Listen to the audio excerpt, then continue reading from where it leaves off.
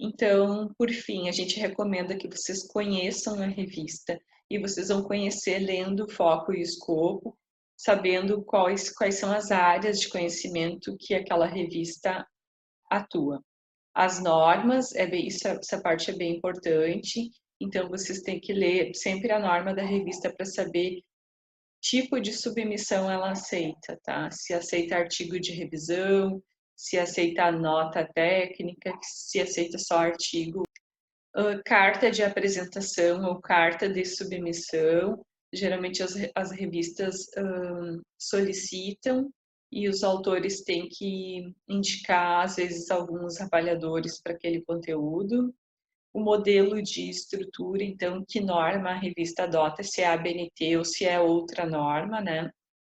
E o número total de páginas que é recomendável. Às vezes existe um limite, tá? A nossa revista tem um limite de até 12 páginas cada artigo.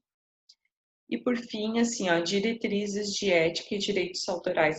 É bom olhar para ver a forma como a revista conduz quando detecta plágio, por exemplo, tá?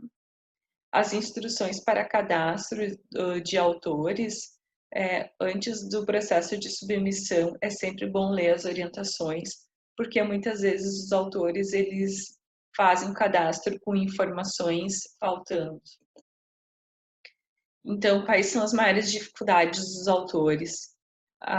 Muitas vezes eles fazem esse cadastro ou a submissão com informações faltando, e daí o artigo ele é rejeitado já de início, tá? Se o artigo está muito mal redigido também, ele é rejeitado. Citações e referências com muita informação faltando ou fora da norma da revista. Por exemplo, a revista adota a norma da ABNT, tem que formatar citação e referência de acordo com a ABNT, não pode fazer de acordo com outra norma, tá? Informar sempre o editor, tá? Em comentários ao editor, por exemplo, se aquele conteúdo é oriundo de algum produto já disponível, né? Seja ele um TCC ou um resumo em análise de eventos, por exemplo. Porque se você não informar, pode, no momento do editor ou do avaliador pesquisar o teu assunto, localizar conteúdos exatamente iguais e não saber identificar se é da autoria de vocês ou não. Então, escrever o artigo sempre conforme as normas da revista, seguir a formatação, né, o modelo conforme indicado pela revista. Muitas vezes os autores têm preguiça de fazer essa parte aí, de deixar exatamente na formatação, só que daí o artigo ele já é mal visto de início, tá? Que é observado tudo. Importante então as referências atualizadas e colocar elas de acordo com a norma que a revista exige. Quais os cuidados que o autor deve ter para publicar um artigo? Fazer sempre essa checagem em relação do conteúdo em relação ao plágio, tá? Eu tenho no meu canal do YouTube, então, uma explicação sobre o software CopySpider, mas vocês podem usar outros softwares, né? E lá vocês podem checar se o conteúdo do artigo de vocês, ele identifica partes copiadas, né, de outras publicações. Verificar se a revista não faz parte das revistas predatórias, verificar atentamente todos os metadados de identificação dos autores, isso no momento da submissão, tá? Colocar o mais completo possível os dados dos autores, isso é bem importante. Com um e-mail válido, porque muitas vezes a gente quer fazer contato com os autores e o e-mail está escrito errado, daí a gente perde o contato com as pessoas, né? E todas as informações que a revista observar como importante. Por isso que é importante ler a norma da revista.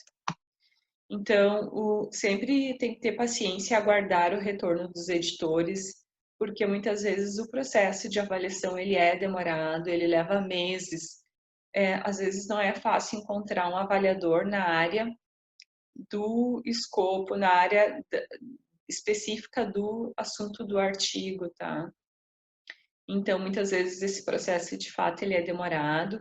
Tem que ter esse cuidado para ver se o e-mail que a revista enviou não foi para a caixa de spam, né? E quando a revista enviar as solicitações de correções, Então, realizar elas pontualmente e dentro do prazo solicitado pela revista. A última revisão também, antes da publicação, ela é bem importante e tem que ser feita com bastante atenção, porque depois que a revista publica, ela não procede mais com correções.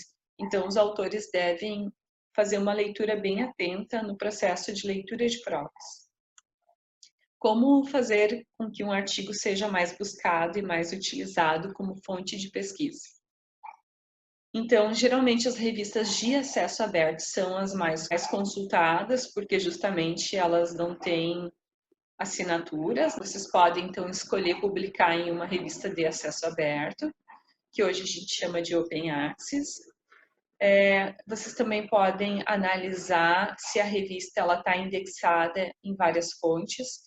Quanto mais indexada ela for, mais ela é visível, ela se torna visível. Se a revista tem um registro de DOI dos artigos, isso também contribui, tá, para a localização. E o artigo ele pode ser divulgado pela revista ou por vocês. Depois de publicado, vocês mesmos podem fazer divulgação do artigo nas redes sociais. Por fim, eu comento aqui um pouco sobre o trabalho do analista bibliotecário. Ele pode ajudar bastante vocês nas bibliotecas das instituições de ensino superior, porque muitas vezes eles atuam em revistas fazendo a revisão das citações e referências, conforme a norma solicitada pela revista, conforme a norma adotada pela revista. Também auxiliam muitas vezes na indexação da revista em diversas fontes, né? Seja portais, bases e outros. E também orientam muito na formatação, tá, do artigo. Então, assim, ó, é bem interessante ter esse contato com o bibliotecário. Muitas vezes ele pode ajudar vocês a pensar formas de divulgação, tá, da revista e do artigo. E também porque eles, às vezes, atuam como revisores e editores em revista. Então, eles têm esse olhar de como um revisor faz para analisar o conteúdo ou como um editor faz quando recebe o artigo.